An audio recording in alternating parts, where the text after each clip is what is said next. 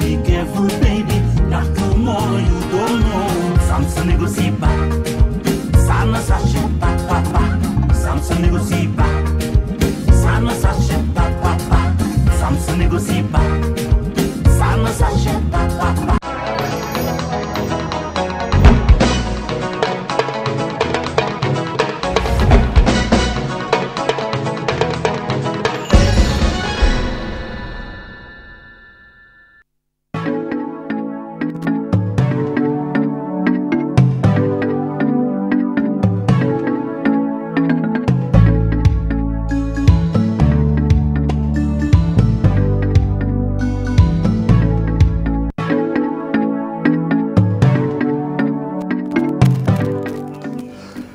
mbokk yi asalaamaaleykum ñu ngi leen di nuyu di rafetlu bu baax seen ànd ak télévision Futurs Médias alxamis ju ne ci waxtu wi ci kàttanu borom bi ñu àndaat ak yéen seen émission li ci penc mi tey nag ñu ngi fas yéene lëngoo ak USAID yaa jënde ngir waxtaane projet am solo lool ñeel wàllu ñam lekk ci askan wi waaye it lekk gu sell ngir wér-gu-yaramu ñëpp rawatina tout tànk yi nga xamante ni ñoo toll ci lu yées at ba juróom ak it soxna yi nga xamante ni ñooy soxna jigéen wérul yi naka noonu ñi ne ci nampal fexe ba ñu lekk lu sell ba gën a am wér-gu-yaram bu ñu ko waxee ci réew wax ndaw ña ku ne xam nga ni loolee moo yor ëllëgu réew moo waral kon partenariat bi diggante télévision Futurs Médias ak USAID yaa jënde ñu invité ci plateau bi ku mel ni soxna Maty Diagne Camara docteur Maty Diagne Camara mooy chef division alimentation ak nutrition ci ministère de la santé docteur Camara ñu ngi lay nuyu bu baax. sëñ Assane maa ngi leen di nuyu. maa ngi jaajëfal yaa jënde mi nga xam ne moo ñu invité fii ci plateau bi pour ñu mën a toog waxtaane li nga xam ne mooy suqali wér-gu-yaramu xale yi. ak également jigéenu wéri di. jërëjëf maa ngi nuyu également sama naataango yi nga xam ne ñoo bokk liggéey bi. toogandoo fii ci plateau bi. très bien naataango yooyu bokk na ci Abdoulaye Ka monsieur Abdoulaye Ka mooy njiital cellule de lutte contre la malnutrition ci Sénégal sëñ Ka ñu ngi lay nuyu. jërëjëf Alaaji Assane maa ngi lay fay di nuyu sama naataango yi ma bokkal plateau bi di rafetlu jataay bi itam di nuyu téléspectateur TFM yëpp. jërëjëf Ka docteur Ndeye Fatou Ndiaye pharmacienne la di nutritionniste ci ITA Institut de technologie alimentaire docteur Ndiaye ñu ngi lay ziar. maa ngi lay fay sëñ Assane di nuyu tamit sama naataango yi ma toggal ci plateau bi di rafetlu tamit invitation bi ñu invité tey fii. jërëjëf docteur Pape Noyin Dieye mu ngi fi toogal tey USAID Sénégal mbokk yi moom spécialiste la ci wàllu mbay docteur Dieye ñu ngi lay nuyu yow tamit. Alaaji Assane maa ngi lay fay di nuyu téléspectateurs yi di delloo nuyu suñu naataangoo yi ñu fi toogal ci plateau bi. jërëjëf ni ñu ko waxee wàllu nutrition am na solo lekk dund gi ci askan ndaw ñi ci wàllu ndeete gune yi seetlu nañu daal lu jëm ci wàllu lekk bu sell di bu àndul ak i ferñeent bokk na ci li koy jur daañu ñëw ci kanam tuuti ci li nga xamante ne mooy xayma gi ak spécialiste yi lu jëm ci wàllu li nga xamante ne mooy jigéen wérul it également junj nañ ko sànq jigéen ak solo gi mu am ci penc jigéen ak it taxawaayam ci wàllu lépp loo xamante ni mooy lekk mooy mbay mi coppar ñi gi ba ci wasaara gi ci penc mi kon ñoom lu leen di gindi am na solo la ca loolee USAID yaa jënde taxaw na ci bu baax laata ñuy sóobu ci waxtaan wi dañuy ànd ak docteur Camara ni ma ko waxee sànq soxna Maty Diagne Camara ngir mu campel ñu waxtaan wi di ci ànd ak naatango beneen docteur Anta Niang professeur Anta Niang di yëngu ci wàllu économie familiale ñu teewlu kon li nga xamante ni mooy wàllu ko malnutrition xeexin wi ak taxawaay gi nga xamante ni kilifa yi Sénégal ci lëngoo ak USAID am nañu ko laata ñuy ñëwaat ci plateau bi. li ñuy waxtaan tey jii mooy mbirum lekk xale yi lekk population bi yëpp parce que gis nañ ne que ci adduna bi yëpp lekk gu baax dafa am lu muy apporter ci développement pays mais suñ demee ba nga xam ne lekk googu jaarul yoon donc dafay am également lu muy faagaagal ci développement pays ci xeex boobu nga xam ne ñu ngi koy xeex ci malnutrition suñu partenaire yaa jënde dafa ñëw ñu def ñuy jàppale ci zone yi nga xam ne zone yooyu ci la ñu gën a am problème mu malnutrition mooy ay zone Kolda ay zone Bakel ay zone Matam Tambacounda léegi bi mu demee foofu mu xool mu ne naka laa mun a def pour dimbale population yi ñu xeex malnutrition bi léegi ñoom ñu dem xool ci li nga xam ne mooy xeetu meññeef yu am foofu yëpp ñu recensé ko ci zone bu nekk ñu jël xeet yooyu bu nekk ñu dem xool valeur nutritive am bu ñu demee ñu étudier ko xam nga zone bu nekk dafa am ay particularités zone bu nekk dafa am ay habitudes am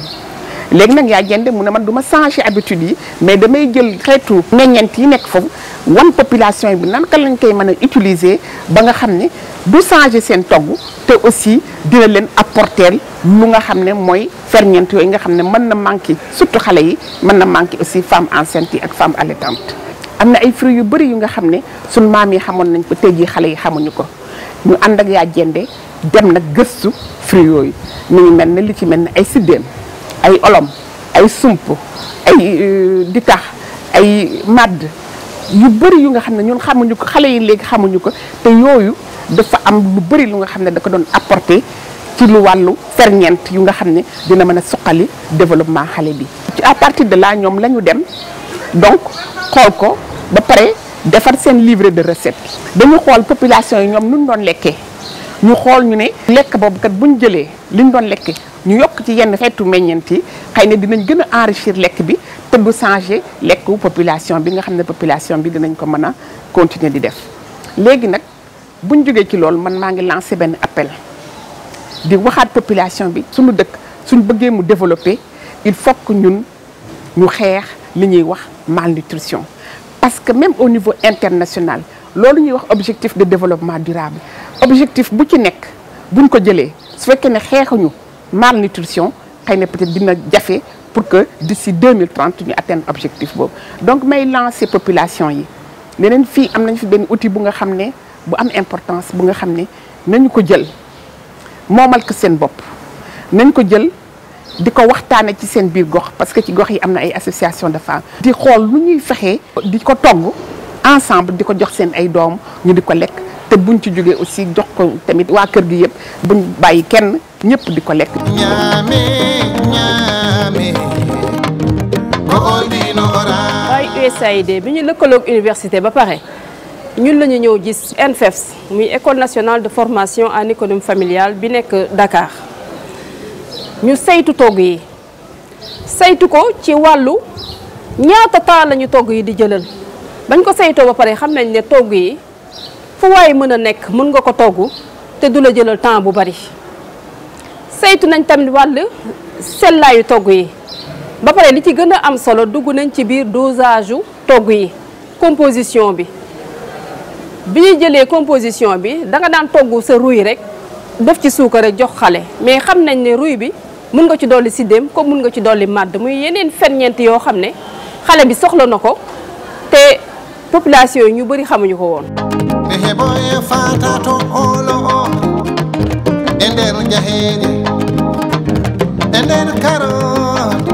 e gawri makka oɗo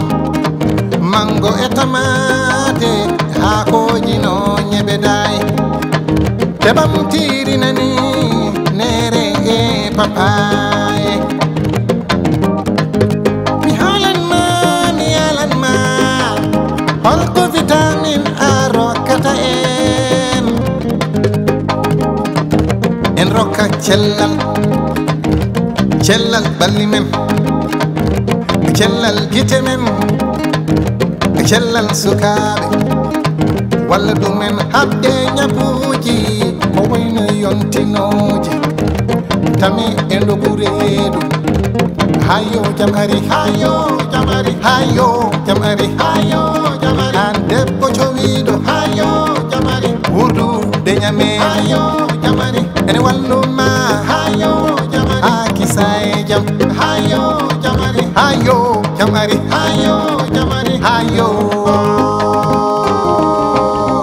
Yajende ko projet mbo USAID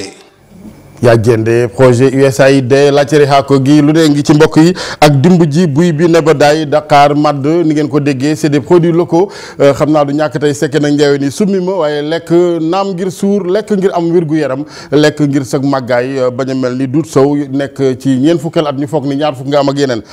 kon lekk gi am na solo mais ci wàllu ko projet bi monsieur Dieye USAID Yajende le pourquoi du projet d'abord ak baat bi di Yajende.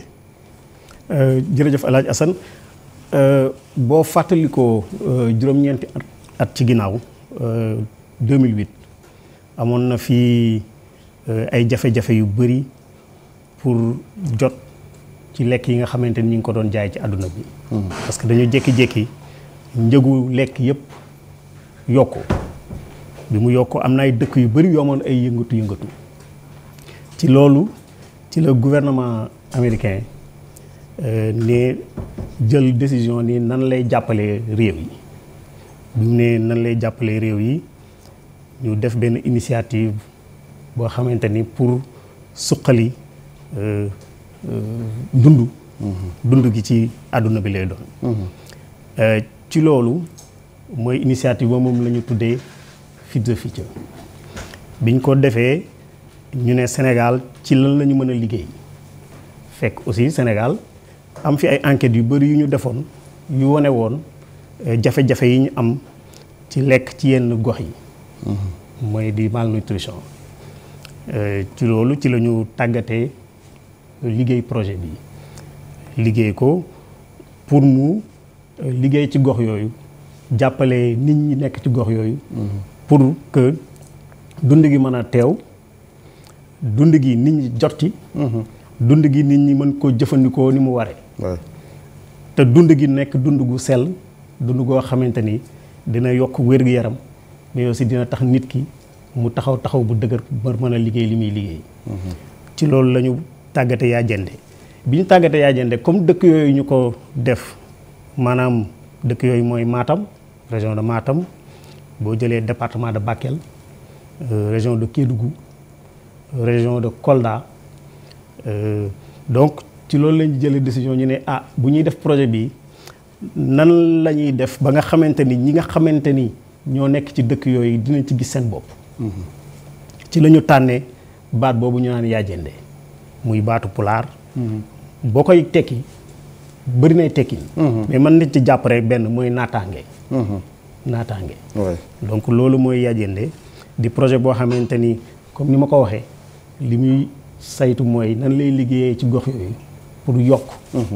lekk gi lekk askan bi mais lekk gu sell bu lalu ci kaaraange di lalu ci kaaraange sécurité alimentaire mais aussi lalu ci am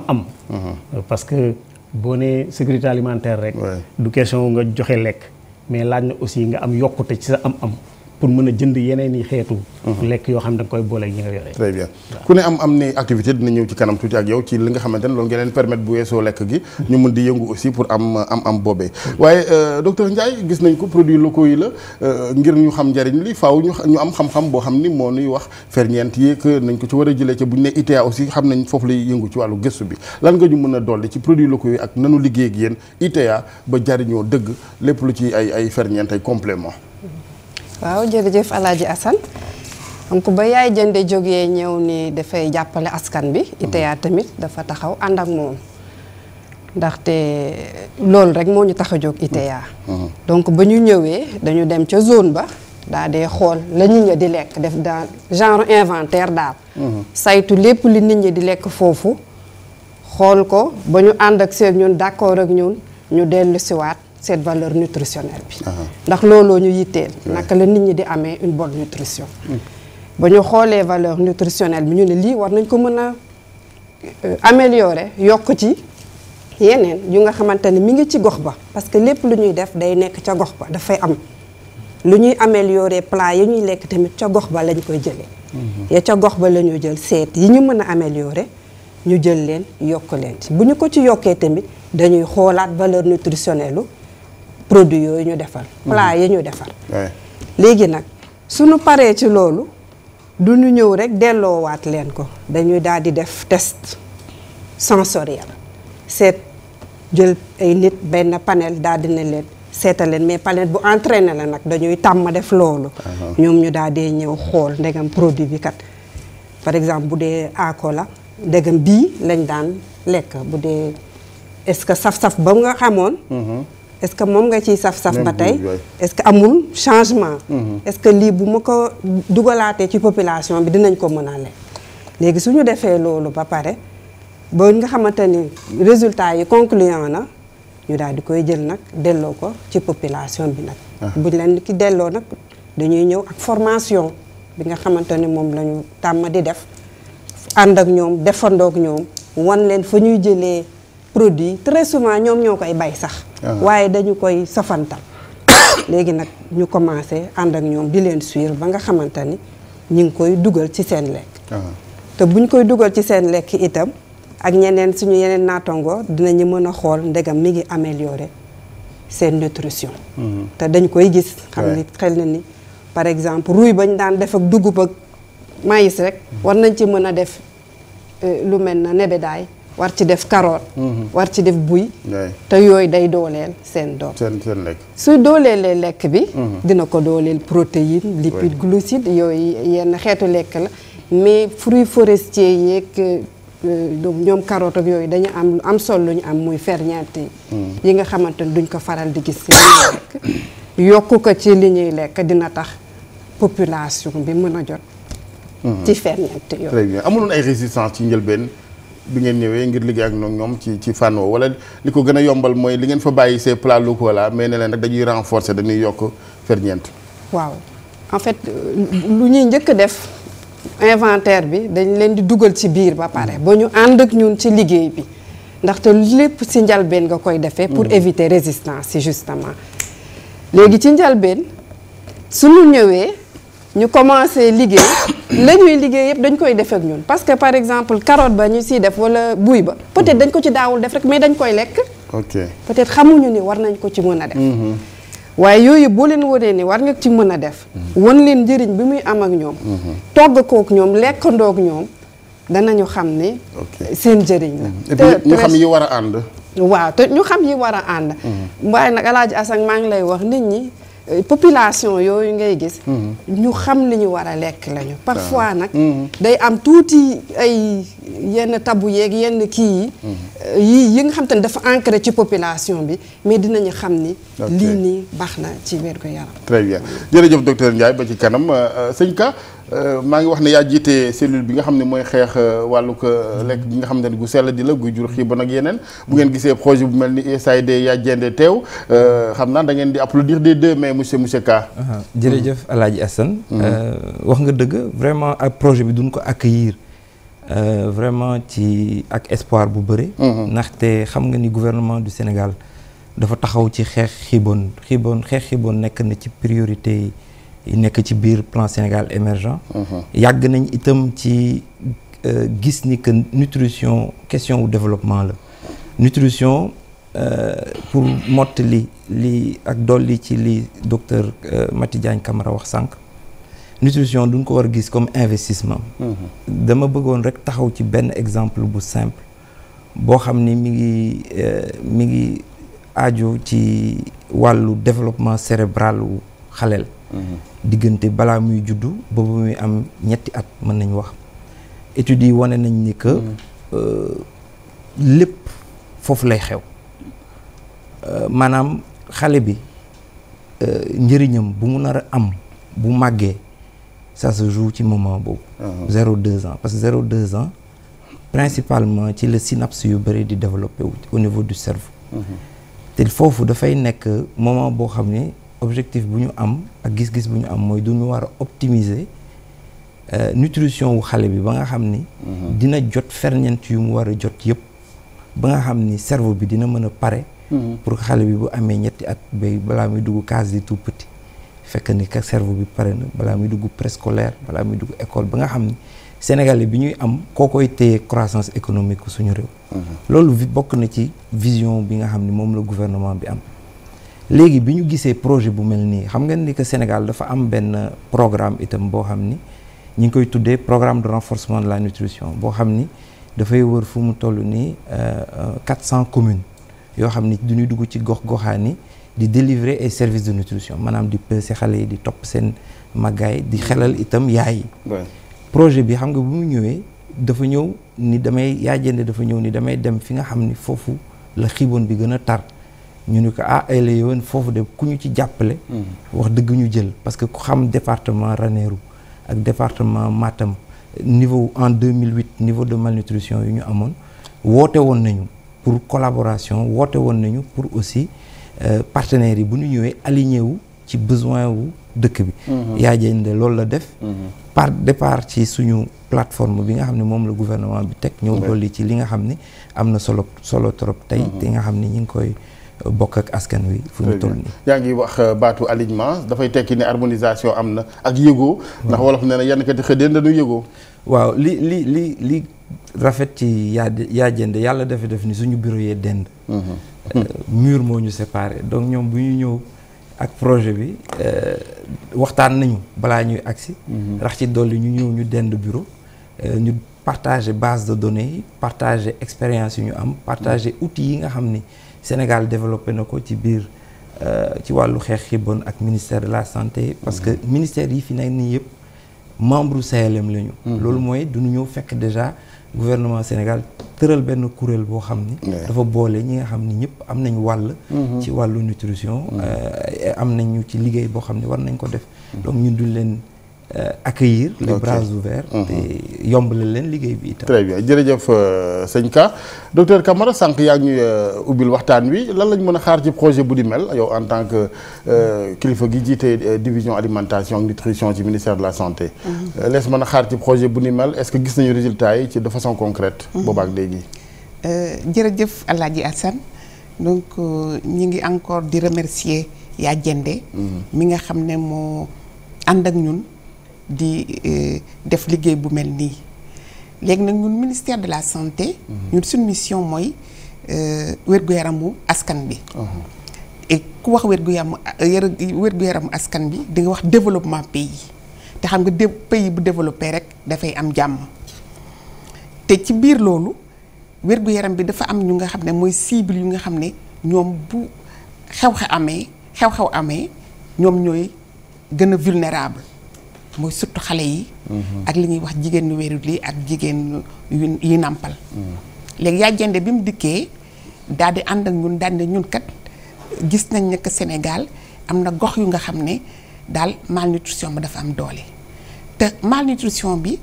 dañ ko war a xeex lu tax ñu war ko xeex mooy boo gisee xale yi li nga xam ne xale yi judd ba am juróomi at li nga xam ne moo leen di faagaagal. buñ ko xoolee quelle que soit nag cause bi 1/3 yi ci Sénégal. malnutrition moo koy waral. buñ jëlee dans le monde. 45% yi malnutrition moo ko waral. donc ñu xool ne que loolu bu amee donc war nañu xeex bu baax malnutrition bi donc ñu ànd ak yaa jënde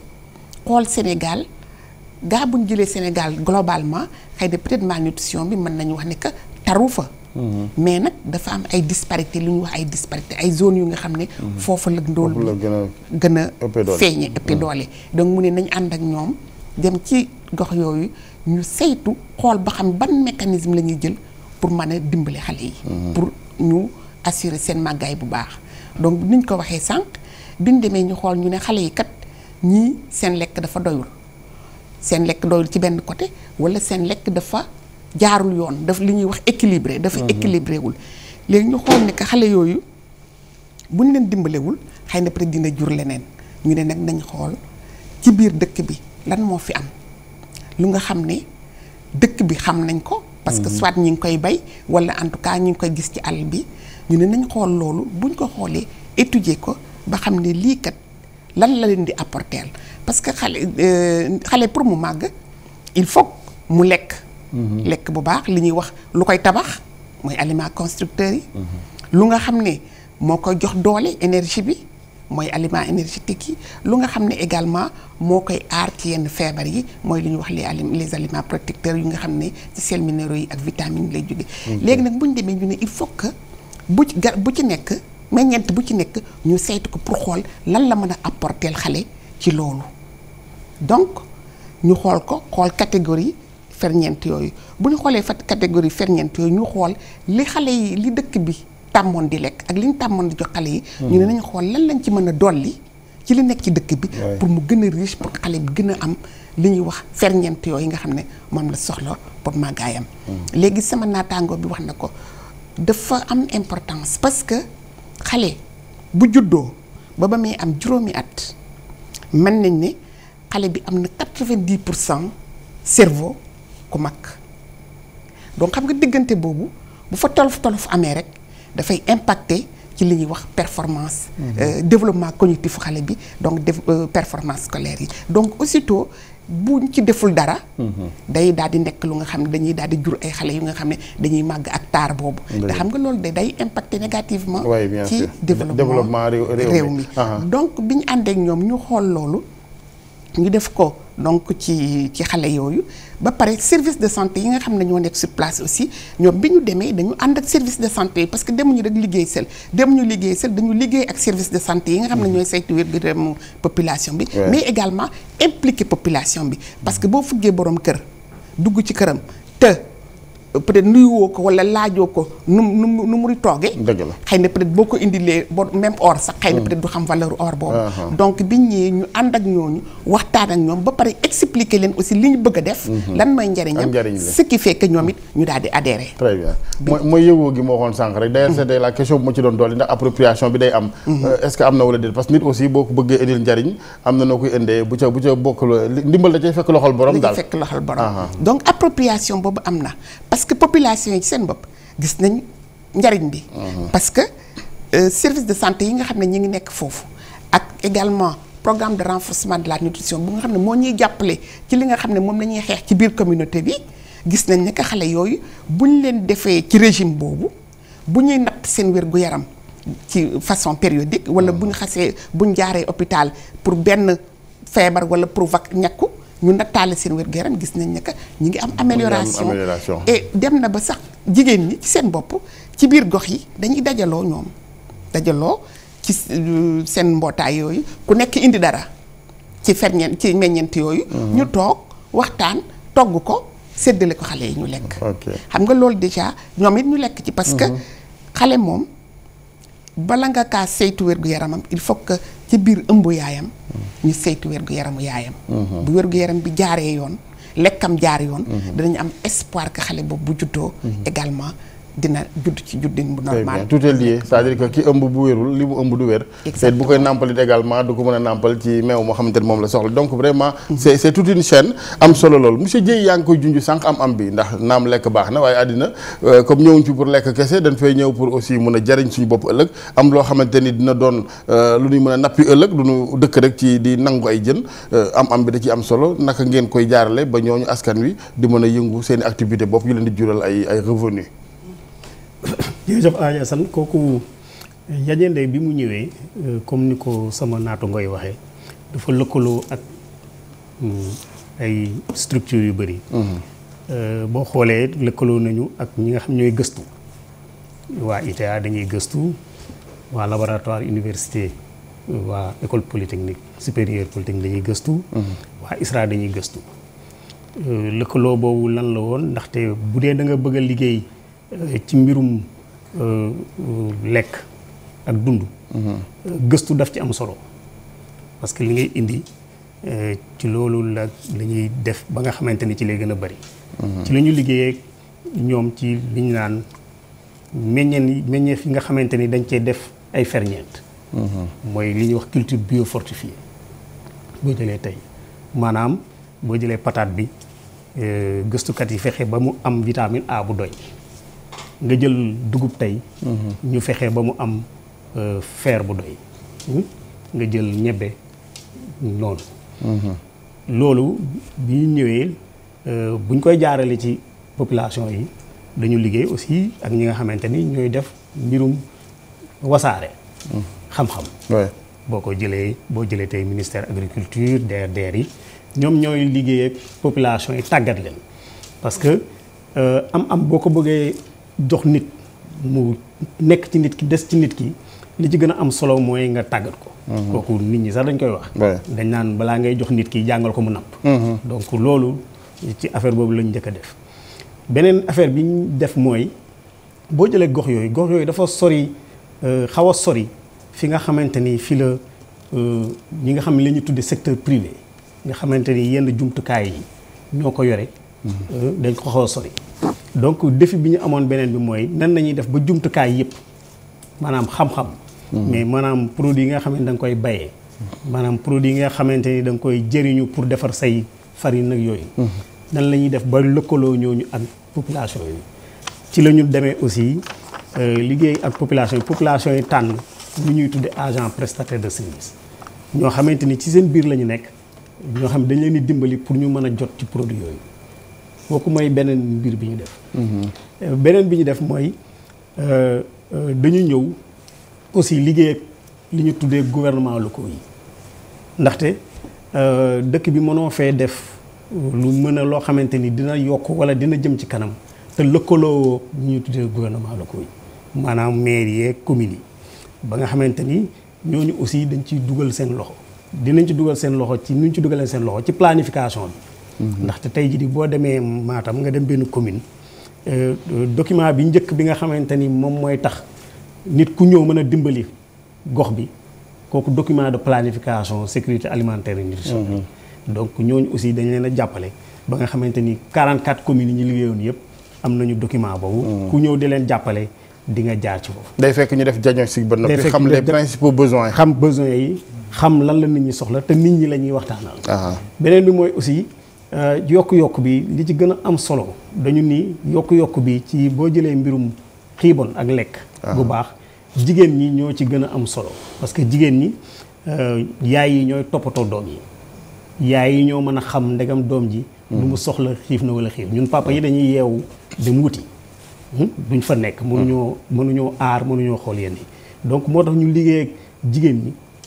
ñi liggéey ak ñoom liggéey bu am solo def leen ay groupe yoo xamante ni moom la ñu tuddee debogale debogale dinañ ci ñëw ci kanam ñoo xamante ni ci ñoom la ñu jaarale li ñuy liggéey yëpp daanaka ñooy relais yi c'est-à-dire boo ñëwee tey muy xam-xam bi nga xam ci mbay la muy xam-xam bi nga xam ci càmm la mooy jëmtukaay yi leen di jox pour defar farine ci ñooñu lañ ko jaareel muy bayum dër aussi maraîchage bi ci ñooñu lañ ko jaareel très bien donc loolu mooy côté am du quoi parce que du yam ci li ñuy consommer rek dañ ciy mën a jaay pour yeneen besoins yi kër gi laaj waaw parce que boo jëlee tey jii nii mbay moo gis bu demee ba yokk liñ ci gëstu liñ ciy gis ñu mooy boo demee ba bokk daanaka benn ceer bi lay nit ñi di jëfandikoo ci biir famille bi yeneen ñaari yi nga xam ne yeneen ñaari yëpp dañ koy jaay pour dem lijjanti ji leneen parce que tey jii nii problème bi dudul nga jox nit ki rek mu bay mu lekk mais yeneen lekk yi il faut nga wuti ko feneen il faut nga faj nit ki il faut nga faju il faut nga yóbbu ko école yeneen besoin loolu moo ci gën a très bien jërëjëf Dieye docteur Ndiaye maa ngi ñëwaat ci produits locaux yi parce que c'est vrai que gox bu ne fekk nañ fi ay produits am waaye amélioration mënut a ñàkk ca loolu ci xam-xam lañ koy wéer buñ ko méngaleeg seen i recherche yéen ITA foofu tam yan produit lañ mën a améliorer nañ ko ci yi nga xam ne ñoo yi fi fekk baax Sénégal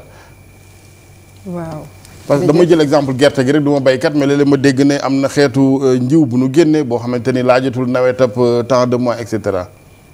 waaw jërëjëf yaa ngi laaj bu am solo. waaye pour sélection variétale yooyu defe naa ni ISRA.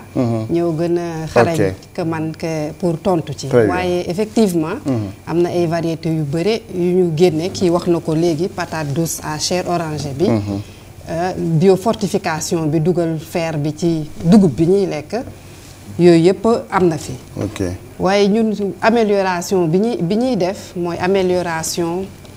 bu ñu jëlee jiw bi nañu ko ba transformer ko ba mu nekk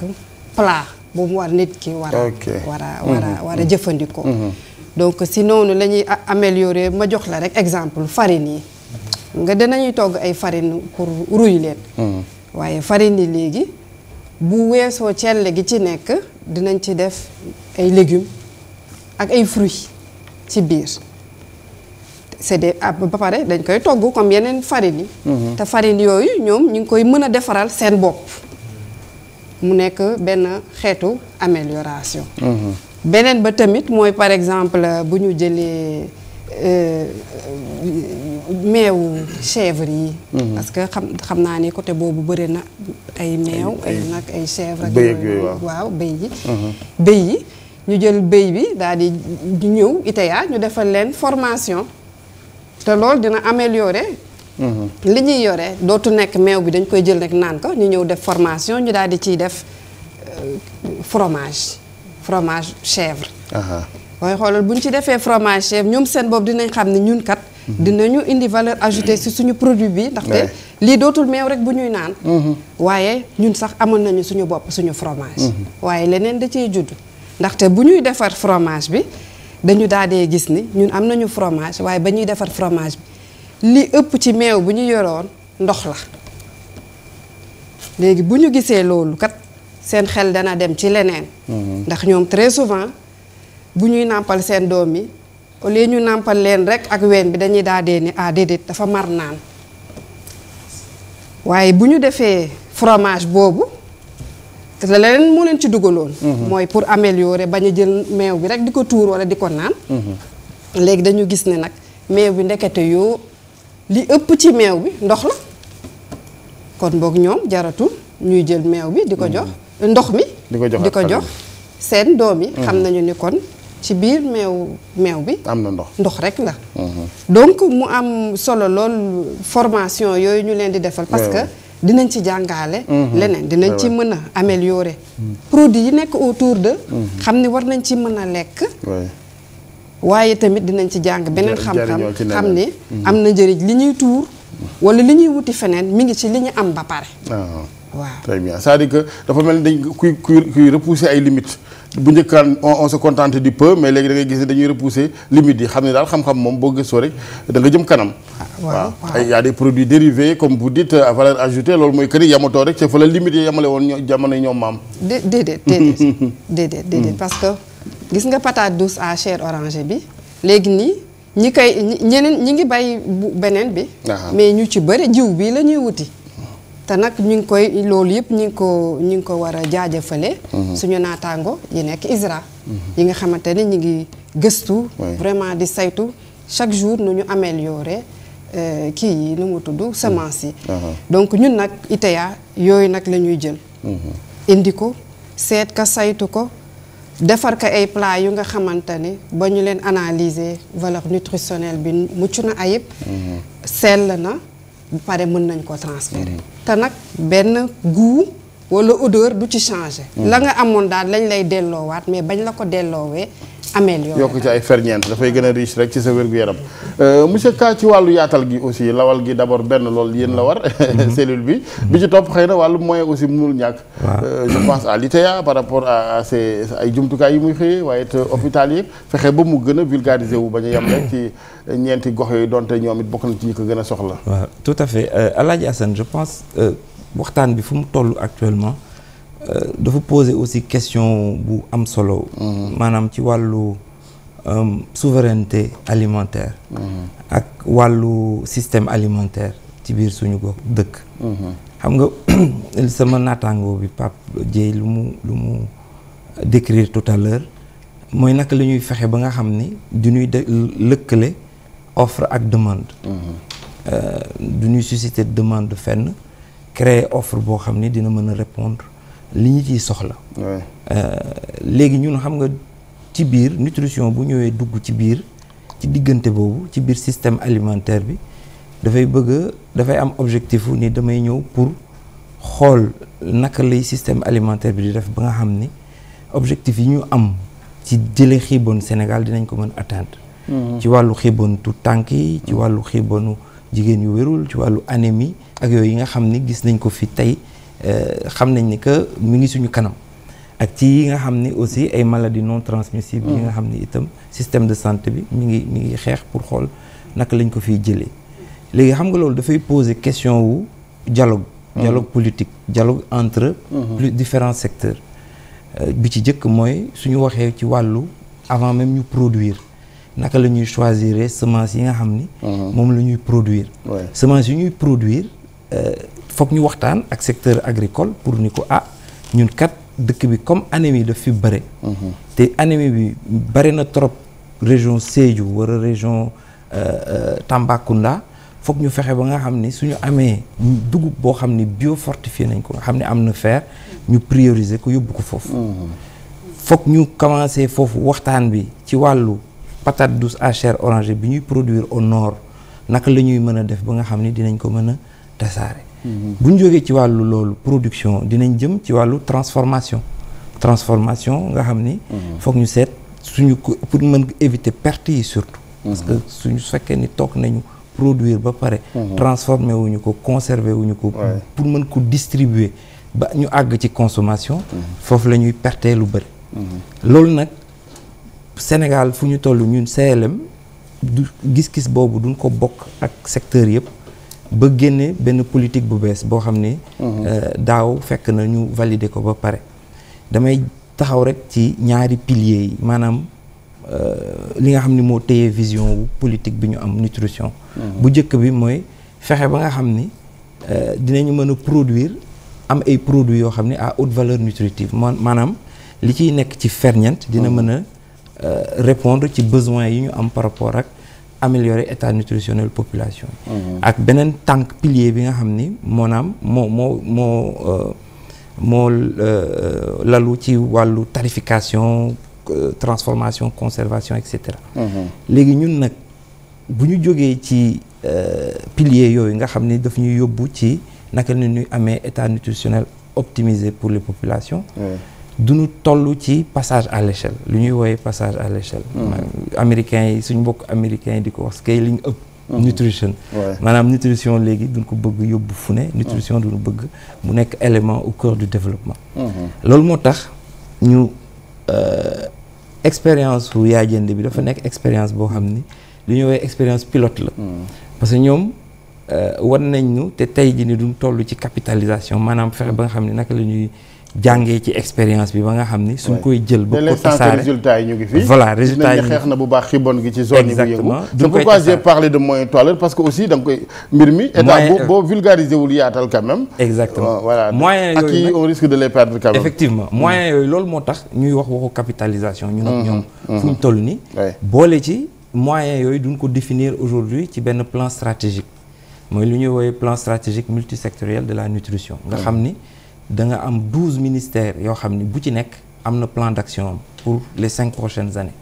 xayma nañ ko lan nañ war a def lii ci la bokk li ñuy waxtaanee nii ci la bokk naka la ñuy fexe ba nga xam ni du ñuy rendre disponible des produits à haute valeur nutritive surtout fi nga xam ni foofu lañ ko gën soxlaay parce que xam nañu tey carte Sénégal wàllu xiibon xam nañ gox-goxaan yi nga xam ni foofu la ëppee léegi nag xayma nañ ko besoin yi xam nañu ko takku na certainement léegi nag capacité wu mobilisation ressources yeeg bi nga xam ne dinañ mën a financer genre plan d'action yi ci lañ nekk très bien tey naam waxtaan wi xiibon gi moo ko tax a jóg ak jigéen wérul yeeg ñi nàmpal du ñàkk beneen yoon ñu wax ci xiibon gi de façon générale parce que yaa ngi naan ñu ngi xeex xiibon ci zone yooyu mais Sénégal ku ne xam nga ni bu fekkee ni ñu on mange bien yi des na gis nga diabète geeg hypertension ak lu ne xam na ni lu ñuy lekkee baaxul loolu madame Camara xam naa dinañ ci gën a xóotal mais dama bëggoon ñu ñëw tuuti ci recettes yi ñu am fii ak taxawaay waa USAID Yaay Jënde daanaka ab reer lay doon ci mbokki seedaankat yi rek bu ko defee nga wax ñu njariñ li ak li ñu fi gis ne ay recette gis naa ci wàllu dimb gi ak sopparñi gi wàllu laajteri xaako pour sama mbokk yi ñoom Alassane ak Mamadou bu ko defee nga wax ñu yow en tant que docteur njariñ li nga xam ne gis nga ko ci wàllu ba tey rek xeex ak malnutrition. Alaaji Assane plat yi ñu gis fii ay plat la yu nga xam ne bu ci nekk am na lu muy faj ci xale yi am na lu muy faj également ci doomu aadama yi te plat yi nga gis fii yëpp liñ ko lu ñuy tuddee ressources yi liñ ko li ñu utiliser pour defar ko lépp ci biir gox bi la nekk te mën nañoo wax ne que lu nga xam ne dafa accessible accessible su ma waxee accessible mooy am na ci dëkk bi et financièrement également nit ñi mën nañ ko dem jënd bu ñu xoolee fii ñu ngi def jus de sump ku xam sump xam nga sump bari na fi waaw bari na fi suñ maam yi doon nañu utiliser lu bari sump sump bari na vitamine C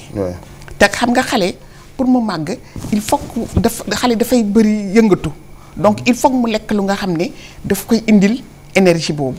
buñ jëlee jus de madd yi bari na fi madd yi am na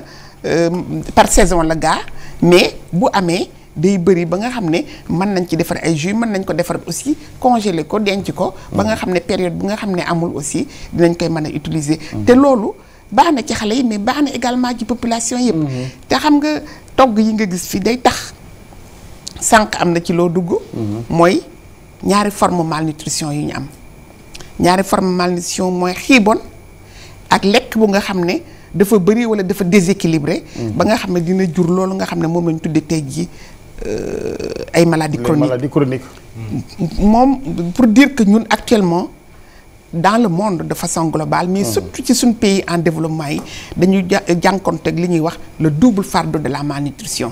te également utilisation togg yi aussi dina tax ñu xeex beneen façon boobu parce que beneen façon boobu lan lañ gis lu ko indi mooy ay aliments importés yi nga xam ne dañ koy jënd aliments yi nga xam ne ay conserve la aliments yi nga xam ne ñun en tout cas dañ koy jël di ko lekk mais xëy na peut-être sax étiquetage ba ca war ba tax ñu xam la nekk ca biir xëy na peut-être nekkul correctement ce qui fait que suñu bàyyee loolu di jox lii suñu doom yi togg yi di dimb gis nga niñ ko toggee cere mbuum gis nga niñ ko toggee urli bi gis nga niñ ko toggee bouillie de maïs ba pare comme ni ko docteur Ndeye Fatou waxee dañ ciy dolli soow dañ ciy dolli limon ay fruits yi def ci fruits yi ba nga xam ne dana saf xale bi dina ko bëgg a lekk te dina am njariñ toggin bi dafay am solo aussi façon toggin bi dafay am solo lu bëri li may wax Sénégal xëy na suñ togg dina neex nit ñi bëgg nañ ko waaye suñ togg baaxul très bien moo tax foofu solo yi livret bi parce que quand on a 27 recettes ci benn téere sëñ Dieye je pense que bu ñu fexee ñëpp mun ci jot loolu tam dina am solo de waaw je pense que loolu moom suñu fi ñu jëm loolu moo ci gën a am solo maanaam mooy nu ñuy def ba comme ni ko sëñ ko waxee sax sànq wasaare li ñu am fii ci loolu déjà am na parce que ni ñu lëkkaloo lu mel ni cellule de lutte contre la malnutrition boo jëlee tey jii nii ci lettre de politique sectorielle lettre de politique nutrition bi ñun dañ ci liggéey bu baax ak ñoom lépp lu ñuy def ci lettre boobu comme ni mu ko waxee déjà gars yi ñëpp mettre nañu dispositif bi pour nga xamante ni mën nañ ko wasaare beneen bi mooy fi ñu daan liggéeyee ci gox yi ñuy liggéeyee boo demee tey jii nii def nañ fa ay kuréel yoo xamante ni population yi fa dëkk ñoo ko ëmb boo jëlee lu mel ne ay Debogale boo jëlee lu mel ne li ñuy tuddee GTC c'est-à-dire groupe de travail citoyen nga xamante ni ay nit yuy jàppale seen communes yi lañu ñooñu ñëpp tey suñu liggéey li nga xamante ni li ci des mooy lu ñuy def ba lii mën a taxaw yokku mais aussi ñu wasaare ko mais aussi nit ñëpp mën ko jëriñoo loolu mooy suñu liggéey bi nga xamante ni moom moo ñu très bien bu ko defee gars yi jëlal ko seen bopp parce que projet yi ni ma ko jàngatee nii dafa mel ne bu ci ne dafa am ab diir aussi waaw xam nga projet yi moom projet comme ni ñu ko waxee projet gouvernement jëfu gouvernement Sénégal la ndaxte kenn réerewul ndir ni gouvernement Sénégal képp ku fi ñëw di fi liggéey moom moo la jox ni la kaay liggéeyal parce que noonu lay demee da ngay ñëw mu ne jàppal leen ma ci pàcc bi wala jàppal leen ma ci pàcc bële donc projet yi mënuñu lu dul def ñëw ci benn diir liggéey ak nit ñi mais li ci gën a am solo mooy booy liggéey ci projet yi ñun loolu lañ jàpp USAID bu ñuy liggéey ak nit ñi nañu liggéey ak ñi nga xam ne ñoo nekk ci dëkk bi mooy institution yi fi nekk tey jii nii boo ñëwoon tey jii nii yàjjende ñëw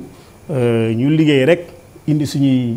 gàngoor ku nekk def li nga def ku nekk dem sa yoon tey jii nii li ñuy def yëpp du am sens bonne heure bi du ñu sax toog di wax livret bi du génn mais livret bi boo xoolee ñi ci liggéey ñëpp université CLM ITA ISRA même bu jëlee nekkuñu ci boo jëlee gëstu yi ci ginnaaw ci variété yi ñu la wax ni patate douce à serre orange mais également nit ñi nekk ci gox yi parce que bu doon nit ñi nekk ci gox yi tey jii nii li ñu am duñ ko am donc loolu moo ci gën a am solo moo tax suñu gis-gis mooy bu ñuy liggéey nañu liggéey ak institution yi ñi nga xam ne ñoo nekk ci dëkk bi am na solo parce que ñoom ñoo moom dëkk bi te li gën a baax ci dëkk bi ñoo ñu ko gën a xam dëgg la très bien ñun ñoo gën a xam les besoins docteur Ndiaye bu fekkee am loolu looy dolli ci fànn woowee man damay déglu vraiment ci wàll yëpp ak borom xam-xam liggéey ci yëpp ma ne mais ñun consommer local gi waroon na gën a am doole Sénégal fan la problème bi sooxee ba vulgarisation amul fan lan ñuy obstacle yi. waaw jërëjëf El Hadj Assane maa ngi vraiment encouragé USAID ñu vulgariser livre bi parce que recette yi ci nekk am na solo lool ndaxte loolu jàppale ITA la si li ñuy liggéey waaye tamit lenn moom am na ITA nekkul fépp moo tax dañuy former ay nit ñu dem di former waat ñeneen waaye lii moom jàppale nañu. ITA amul ay soxla bon c'est vrai que souvent xëy na du lépp la ñuy mën a fësal mais quand même gisuloo ni am na nu ñu doon gën a doxalee yëf yi gën a yaatooti. waaw fi mu ne ni vulgarisation bi nga bëgg a wax dinaa ci ñëw mooy. dañu war a gën a wane li ñuy defar. kooku moom ñi ngi ci ITA ngi ci xam naa dinañ ko gën a dooleel. waaye war nañ ko def. parce que nit ñi dañ lay laaj lan moo am boo lii amoon na fa. man mosuma xam ne lii am na fi. c'est parce que tamit peut-être fësalaguñ ko wala fësal bi fësaluñ ko na mu waree. pour mu ñëpp mën ci jot. waaye ñi ngi def li ñu mën ak les moyens yi ITA yi am waaye nag Wassare boobu ngay wax ñun projet yu mel nii comme USAID ak yeneen ci yu ñuy jàppale la ndax ñooy ñëw fekk si li ñuy liggéey ñu ñëw indi ay nit ñu tàggat leen si nit yooyu dem wasaare ñun itam ñu dem def suivi bi ci ginnaaw pour mën a vraiment assurer wu ni que nit ñi approprier wu nañu ci biir ci mbir mi waaye nag li nga wax moom dëgg la dañu war a gën a def publicité wala communication autour de ITA et des produits. parce que sànq docteur Camara mu ngi wax ci wàllu les produits industrialisés mais dama gis ne gouvernement yi foofu ñu baal ma bunt bi yaatu na lool ci yooyu xeeti produit ci ku ne xam nga ni baaxul ci wér-gu-yaramu askan wi quand on parle de santé publique quand même foofu war nañ fa gën a taxaw sëñ Ka. waaw Alaaji Assane li dama bëggoon d'abord wax ci wàllu tasaare naka la ñu mën a fexe ba nga xam ne nit yi dinañ ci mën a jot xam nga ci lëkkaloo bu ñu am lii mën nañu fexe ba nga xam ne dinañ am ñi nga xam ne du ñu am contact ak ñoom mensuellement ñi nga xam ne mooy yaay yi nga xam ne am nañ ay doom ñi nga xam ne bu ñu jigéen yu wérul yi wala bu ñu juddoo ba ñuy am ñaari at xam nga weer bu ne dinañ am contact ak ñoom soit au niveau communautaire wala au niveau des structures de santé donc li ñu am comme ambition mooy justement ñu mën a fexe ba nga xam ne recettes yi aussi dinañ nekk sous forme de fiche yoo xam ne ak ñu traduire ko en langue locale aussi pour que ñu mën a tasaare ci biir réew mi loolu benn fànn la beneen fànn bi mooy aussi naka la ñu mën a def ba nga xam ne itam dañuy utiliser les nouvelles technologies la communication digitale nga xam ne aujourd'hui sur les réseaux sociaux ak yooyu am na yaay yu bëri yoo xam ne tey yore nañ ay moyens yoo xam ni de communication yoo xam ne mën nañ yeggale recettes yi ci ñoom ñi ngi nekk am doom boo xam ne xëy na mi ngi dollu ci juróom benn weer ñi ngi ko bëgg a commencé jox lekk xamuñu luñ ko war a jox mu lekk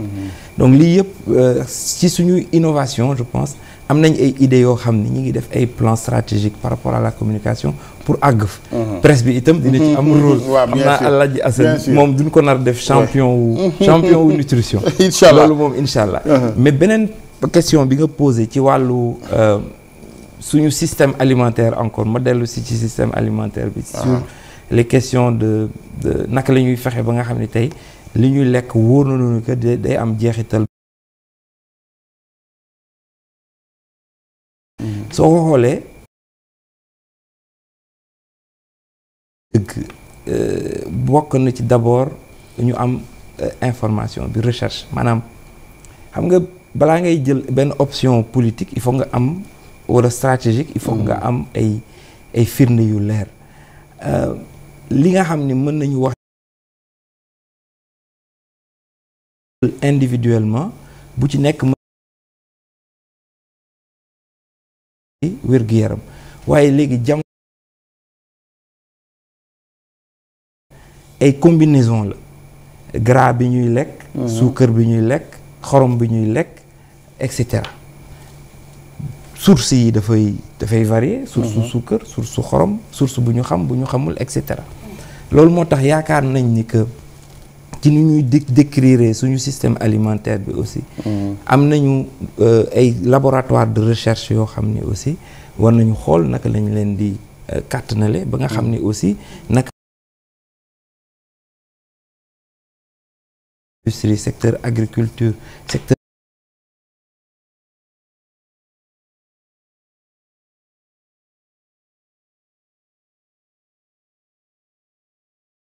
recherche yi ñuy def pour mu mën a leer ñu mën a xam ni que kat suukar si Sénégalais yi xam nañ ni que lu ñuy lekk ci suukar ëpp na ñun itam ci wàllu consommation ñu xool naka la ñuy defee éducation nutritionnelle pour ku doon jël ñeenti bekk wàññi nga def ba ñaar dem ba ñaar ku doon lekk ceebu jën bu niin wàññi tuuti kii bi mu xaw a lewet tuuti mu xaw a kii maintenant li fi nekk déjà mooy li tukkee ci ITA d'ailleurs il faut nga waxate ci yi nga war a kàttanal it il faut ngeen kàttanal ITA loolu man maay def plaidoyer bi à la place de docteur Ndiaye mais il faut aussi ngeen yaatal kàttan gi docteur Ndiaye xam nga mooy toogal ITA ci biir CLM dafa am plan d'action plan d'action bi may wax ci plan stratégique moom daf ci am plan d'action ITA boo fa demee man aussi mën naa renforcer plaidoyer bi ITA boo fa demee xam naa géyeen yeeg sekkeen yi bu ñu fa demee suñu ñamee li ñu fay defar dëgg la fa ngeen di yendu ci xam na ndaxte gis nga ay produits locaux ak dem am nañ c'est une mine en fait quelque part mais Alaaji Assane li ñuy war a analyser mooy lan nañuy fexe naka la ñuy fexe ba nga xam ni secteur privé dina mën ñëw dugg si gis loolu comme opportunité pour mën ci investir dëgg la sànq boo gisee may wax yaatal gi dama xam njariñ li ci ne xam nga dafa ci am sujet yoo xam boo ci duggee yow da ngay effectivement surprise la doon ci yow réew mi lii am na fi mais leneen lan nit ñi wax ubbi frontières yi lu ne di dugg ci réew mi docteur foofu laa doon waxee sànq il faut ñu vulgariser surtout ne serait-ce que sur le plan économique encourager le consommer local. C'est ça. C'est-à-dire ñun comme ni ñu ko waxee dañu war a sensibiliser population bi. mais liggéey bi wax nañ ko sànq liggéeyu mbooloo la. dëgg la liggéey multisectoriel la. c'est-à-dire secteur bu nekk am na loo fa war a loo nga xam ne moom nga war a liggéey parce que produit yi bëri na mais produit yooyu bëri di dugg si ci dëkk bi. je pense que ministère du commerce am na ci liggéey bu ñu war a def. service d'hygiène ñu ngi fi am na ci liggéey bu ñu ci war a def. industrie am na ci mi ngi ci liggéey bu ñu ci war a def mais ñun. li nga xam ne ñun xam nañ ko te ñun am nañ ko mooy produits locaux yi ñun dañoo bëgg a promouvoir consommation produits locaux parce que produits locaux yi dafay xeex ñaari façon malnutrition yëpp te également liñ ci wax parce que lu nga xam ne da nga ko bëgg di ko jëfandikoo da nga war a nekk dafa war a fekk nga am doole ba bu fekkee ne da nga ne dem man li may lekk damay dem supermarché dem jënd ji ko fa dem duy sama pañe ñëw dikk te xëy na peut-être loolu doo ko mën a def tous les jours. alors que am na lu nga xam ne c'est à portée de main en plus am na njariñ. chaque jour mën nga ko am je pense que ñun dañu war a promouvoir. dëgg la. très bien maintenant pour en revenir au projet Yaa Diendé yéen ministère de la santé am ngeen yàqiin ni wax dëgg yàlla de façon concrète résultat yaa ngi fi. waaw résultat yaa ngi fi. te projet Yaa Diendé dafa ñëw fekk ñu tëral suñu ay politique mu jàppale ñu ci politique yooyu ministère de la santé am nañ lu ñuy wax document de politique pour alimentation du nourrisson et du jeune enfant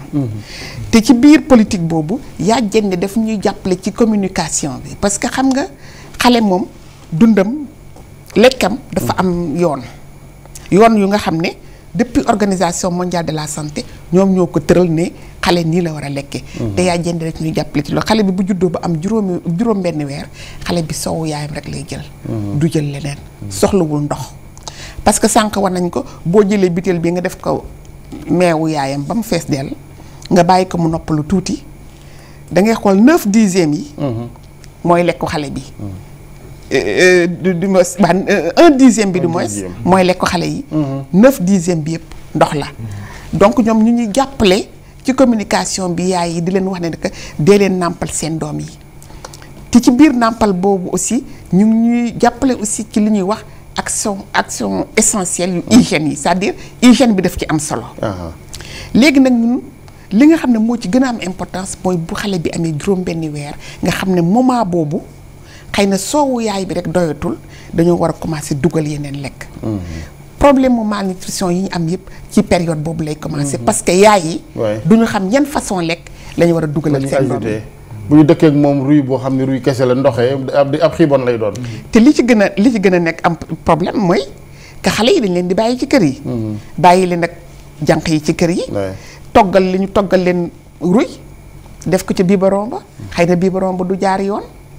defar ba du jaar yoon xale ba loolu lay nekk di lekk ba ngoon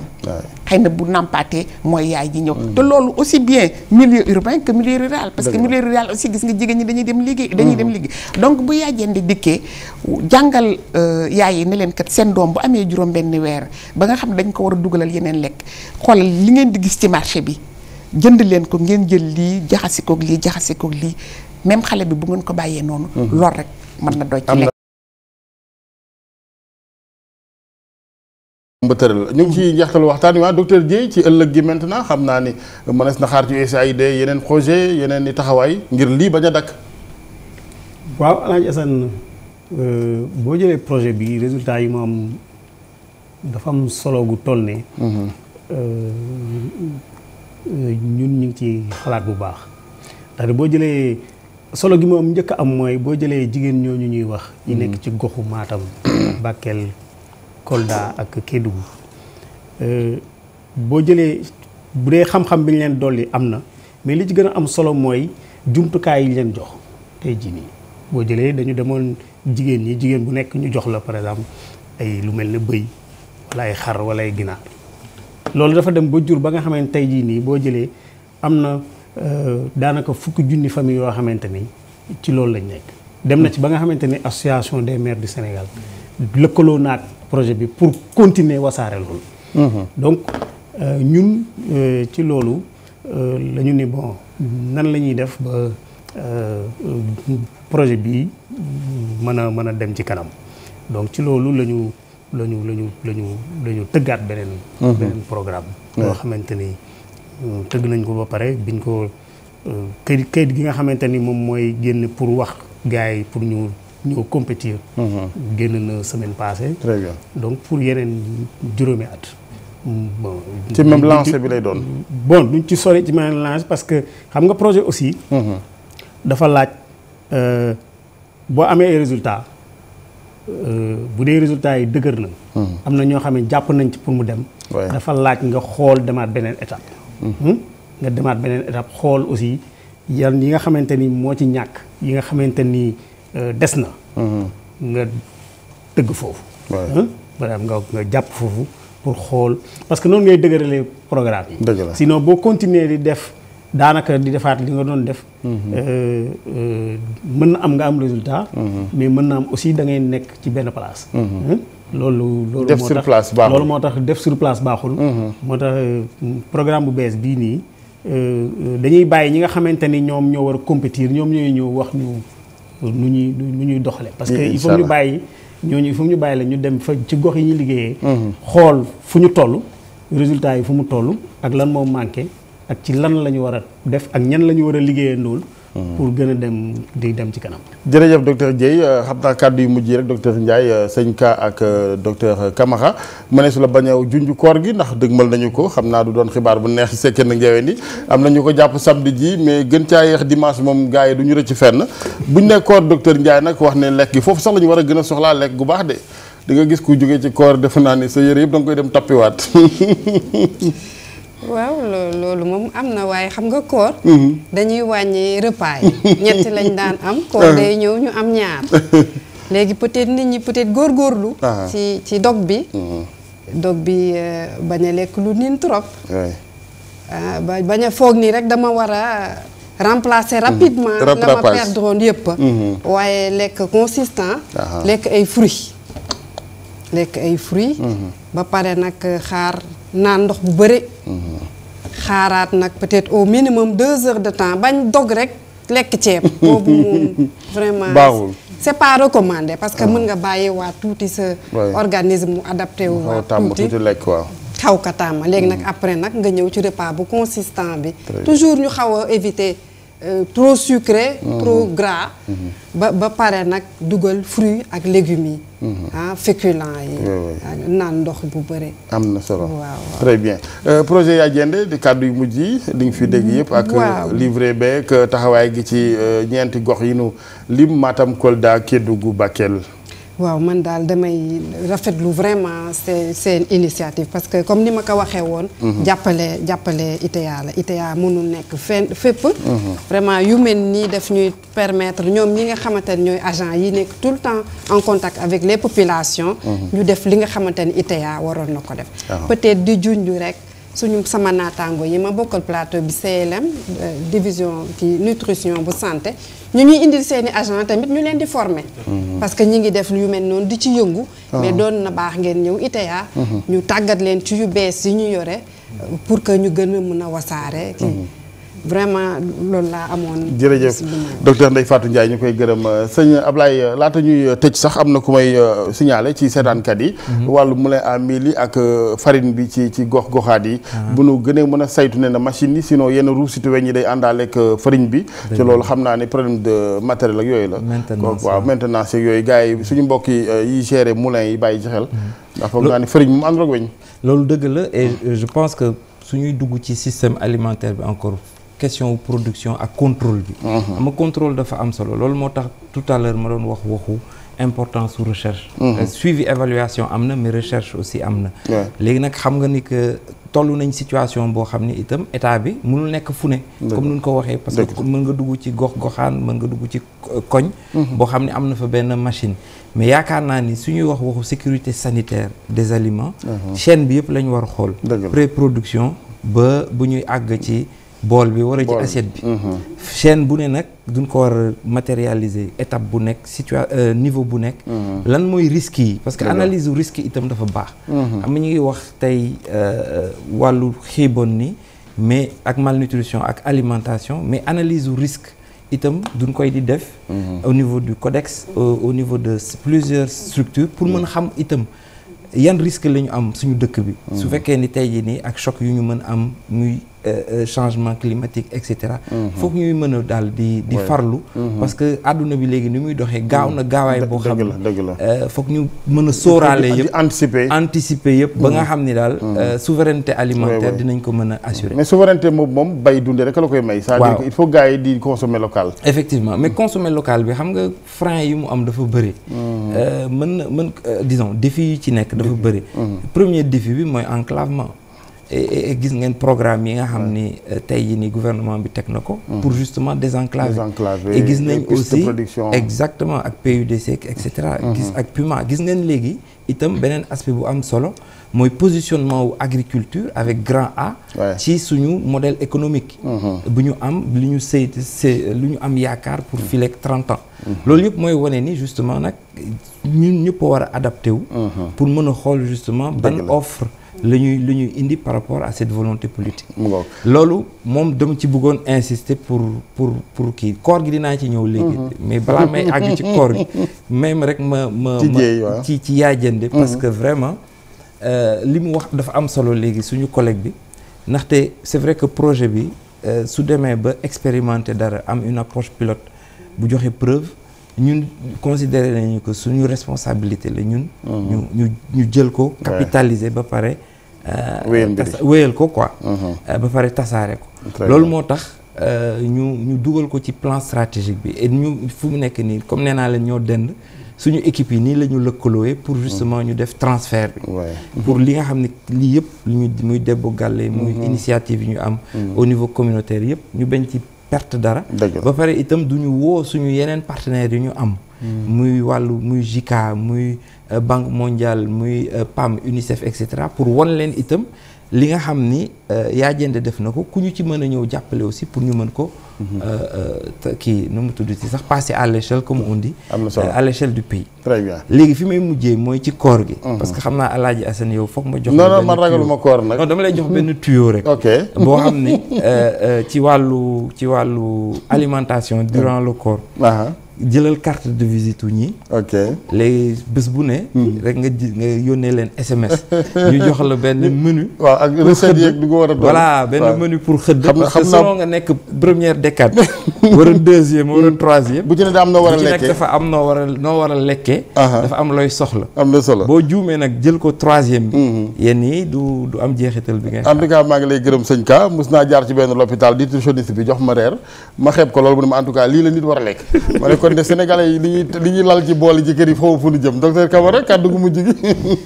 jërëjëf sëñ Assane donc ñu ngi remercier Yaay Jënde di wax ne que Yaay Jënde lii mu def ñun la ko defal te seen livret de recette bi nga xam ne moom la ñu produire dañu ñun en tout cas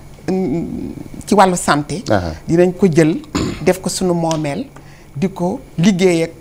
waa communauté bi parce que tamit xeexu malnutrition moom ci communauté bi lay commencer il faut communauté bi ñu mën leen sensibiliser ñu xam li nga xam ne mooy seen lekk moo am njariñ ci seen lekk ak li nga xam ne moo leen di faagaagal ci seen lekk ci biir loolu aussi ma ñëwaat ci hygiène bi aussi dafa am importance il faut que tamit ñu jàppale gox yi ba nga xam ne li ñuy wax eau potable dinañ ko am ba nga xam ne yenn xeetu jàngoro yi dinañ ko mën a éviter parce que yenn xeetu jàngoro yi aussi dafay yokk malnutrition bi parce que malnutrition du ñàkk a lekk rek donc loolu ñu ngi ci jaajëfal Yaay Jënde di wax ne que lii nag ñun gouvernement bi à travers CLM dañ koy jël xool nu ñu fexee ba nga xam ne yeneen zone yi nga xam ne sax amuñu taux yu bëri yu malnutrition ñu xool ñoom naka lañ koy utiliser parce que comme ni ma ko waxee malnutrition du benn forme rek ñaari forme te ñaari yëpp nag lii moom mën na koo saafara lii mën na koo saafara parce que daal ak wér moom ci lekk la lalu ci lekk la lalu il faut manger il faut bien manger ci Sénégal nag moom quantité rek la ñuy wax qualité moom il faut que mu doon débat yi waaw doonte jamono neexul donc comme li ñuy wax rek c'est alimentation saine équilibrée c'est un droit pour l'individu. très bien jërëjëf docteur Camara léegi li ma doon peut-être rek bala ñoo kii koor gi moom ma waxaat ci rek ne nit ñi moom nañ def ndànk ci koor gi parce que koor gi dafa bëri njariñ dafa bëri njariñ ci suñu wér gu yaram waaye nag bëri njariñ boobu buñ deful ndànk façon bi ñu koy dogee bi ñuy lekkee dina yàq day yàq lépp donc de façon générale daal ñu éviter di lekk lu gras lu sucré lu salé ci biir koor gi te ñu lekk aussi de façon modérée et puis ñu respecter aussi 3 repas yooyu yi ñu waroon am bañ di def rattrapage di ko docteur Ndiaye waxee ci koor dafa mel ni bu dee du ma docteur mais comme oto booy def vidange bu day dindi lépp mais ci kaw nga bañ a ñuuxaat leneen comme ni ko sekkee nag Ndiaye ni defee dindi lépp li nga xam ne mooy toxine gi ci yaram yi en tout cas ñu ngi lay gërëm di ñaanal ñëpp kooru jàmm di gërëm bu baax USAID yaa jëndee ci jamono yi ñu ñëwee nag ndax jamono yi ñu dëgmal ñaari fan gën caa bari ndax bu fekkee du samedi rek dimanche ñu kepp sekkee nag njaween yëpp koor incha allah ci Sénégal gërëm USAID yaa jëndee ci partenariat avec télévision Futur Média yéen yu doon teewlu waxtaan wi di njariñi neen ndax am réew ay ndaw a ko yor ngir ëllëgëm kon xeex ci bon gi ci ndaw ñi seeni yaay jigéen wérul yi lu am solo la jigéen ak taxawaay gi mu am ci penc jigéen ak taxawaay gi mu am ci li nga xamante ni mooy yar geek yeneen docteur Pape Noyin Dieye ñu ngi lay gërëm bu baax di la sant yow yaa ngi ci USAID Sénégal di spécialiste ci wàllu mbay naka noonu docteur Ndeye Fatou Ndiaye pharmacienne di nutritionniste ITA Institut de technologie alimentaire monsieur Abdoulaye Ka coordonnateur cellule nationale de lutte contre la malnutrition waaye it docteur Mati Diagne Camara mi jiite division bi nga xamante ne it moo yittewoo lépp luy wàllum lekk ak nutrition ci ministère de la santé du ñu fàtte it seen i service de com yi nga xam ni ñoom it liggéey bi jàmbaar lañ ci lool boobaa léegi ñanga ca madame Faye ñu koy nuyu mu ngi ci régie bi actuellement ak ñun Ndumbe waaye it madame Lo ba tey bu USAID madame Ndiéguène bu cellule de lutte contre la malnutrition madame Diouf USAID ak mbooloom technicien ak régisseur yu télévision Futur Média fàttali leen ni livret baa ngi nii Daouda Diouf moom mu koy laaj le réalisateur de li ci penc bi 27 recettes la Daouda ngir biir bi wàññeeku ñu ngi leen di gërëm mbokk yi di leen ñaanal panaanu jàmm